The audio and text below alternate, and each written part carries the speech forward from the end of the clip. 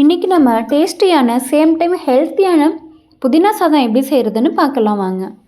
அதுக்கு ஒரு கடாயில் கொஞ்சமாக எண்ணெய் சேர்த்துக்கலாம். எண்ணெய் சூடானதும் 5 பூண்டு பல், அது கூட சின்ன துண்டை இஞ்சி நறுக்கி சேர்த்துக்கலாம். காரத்துக்கு 3 பச்சை மிளகாய் சேர்த்துக்கலாம்.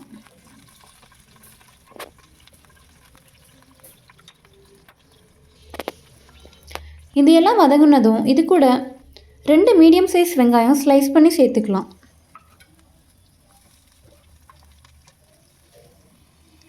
சீக்கிரம் வதங்க கொஞ்சம் உப்பு சேர்த்துக்கலாம்.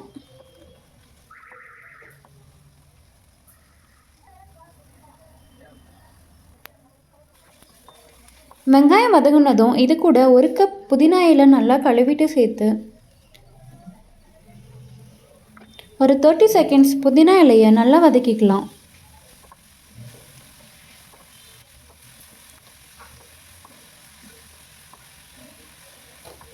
கொஞ்சம் வதங்கினதும் இது அடுப்புலேருந்து எடுத்து ஆற வச்சுக்கலாம்.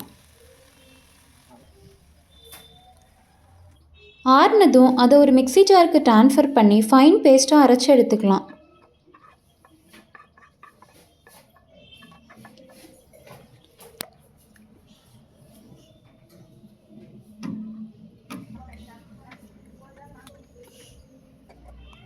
மறுபடியும் கடாயில் கொஞ்சமாக எண்ணெய் சேர்த்து எண்ணெய் சூடானதும் கொஞ்சமாக கடுகு போட்டுக்கலாம்.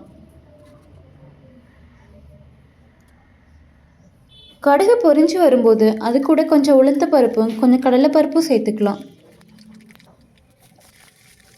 இது கூட 2 வரமிளகாய் சேர்த்துக்கலாம். இப்போ இது கூட 2 மீடியம் சைஸ் வெங்காயம் ஸ்லைஸ் பண்ணி சேர்த்துக்கலாம்.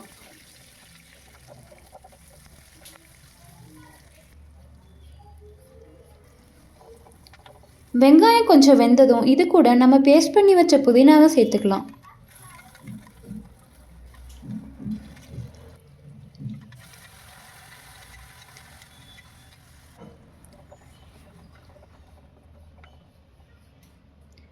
இப்போ தேவையான அளவு உப்பு சேர்த்துக்கலாம். இது கூட கொஞ்சம் பெருங்காயம் சேர்த்துக்கலாம்.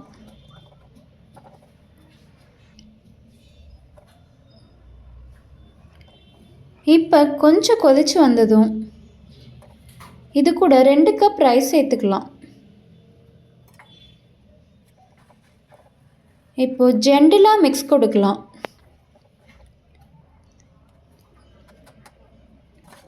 எல்லாம் மிக்ஸ் ஆகி வந்ததும் அடுப்பை ஆஃப் பண்ணிக்கலாம்.